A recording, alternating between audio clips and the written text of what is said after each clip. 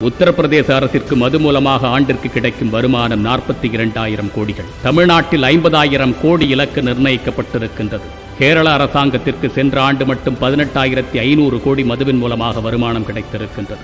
வெவ்வேறு கொள்கைகளை, கோட்பாடுகளை, சிந்தனைகளை கொண்டவர்களெல்லாம் குடிமகன்களின் நலன்கள் என்று வரும்பொழுது ஒத்த கருத்தோடு இணைந்து விடுகின்றார்கள். இங்கு கட்சி மாறினாலும் காட்சிகள் மாறப்போவது கிடையாது. உங்களுக்கு பெப்சி பிடிக்காது என்று சொன்னால் நீங்கள் கொக்கோகோலா இருந்த வேண்டும், உங்களுக்கு 7up பிடிக்காது என்று சொன்னால் நீங்கள் ஸ்பிரைட் இருந்த வேண்டும். அதுதான் இங்கு விதி. இது பன்னாட்டு அரசியல் என்று சொன்னால் நாம் மேலே குறிப்பிட்டது உள்நாட்டு அரசியல். இதில் குடிப்பவர்களை குடிகாரர்கள் என்று கூட கூறக்கூடாது. அப்படி கூறுவது மிகுந்த மனவருத்தம் அளிக்கின்றது என்று மாண்புமிகு அமைச்சர் கூட மிகவும் வேதனைப்படுகின்றார். குடிப்பவர்களை மதுப்பிரியர்கள் என்று கூற வேண்டும். அப்படியாயின் பாலியல் குற்றவாளிகளுக்கு பெயர் என்ன சொல்வது? காம பிரியர்கள் என்றா அல்லது காம மிகுதியாளர்கள் என்றா?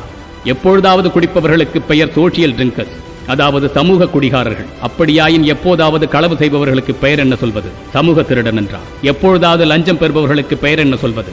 தவறுகளை ஒருபோதும் நியாயப்படுத்தாதீர்கள். தவறுகளை தவறு என்று சொல்லி பழகுங்கள், பழக்குங்கள். நம் தலைமுறைக்கு எது தவறு எது சரி என்று தெளிவாக புரிய செய்யுங்கள். எதுவுமே தவறில்லை என்ற மனோநிலையில் அவர்கள் வளர்ந்து கொண்டிருக்கின்றார்கள். இது இப்படியே நீடித்தான் கொலை செய்பவனும், கொள்ளையடிப்பவனும், லஞ்சம் பெறுபவனும், வன்புணர்வு செய்பவனும் தன்னுடைய தரப்பு நியாயமானது என்று வாதிடும் சூழ்நிலை ஏற்படலாம். அதையும் நாம் பரிசீலிக்கும் நாளும் வரலாம். அறமற்ற செயல்கள் ஒருபோதும் அறமாக ஆகிவிடாது. அறத்தை நம் பிள்ளைகளுக்கு சொல்லிக் கொடுங்கள். ஒவ்வொரு செயலிலும் அறம் இருக்கிறது என்று அவர்களுக்கு சிந்திக்க சொல்லிக் கொடுங்கள். உண்ணும் உணவு அறமா, உடுத்தும் உடையறமா, சொல்லும் வார்த்தையறமா, செல்லும் பாதையறமா, சேர்க்கும் செல்வமரமா, கொள்ளும் இன்பமரமா, கொண்ட கொள்கையறமா என்று அவர்கள் சுயமாக யோசிக்க சொல்லிக் கொடுங்கள். ஒழுக்கத்தை விட்ட சமூகம் வெற்றி சமூகமாக மாறாது. என் இளைய சமுதாயமே, நீ தமிழன் என்ற பெருமையும் திமிரும் உனக்கு இருக்கும் என்று சொன்னால் மதுவை ஒருபோதும் தொடாது.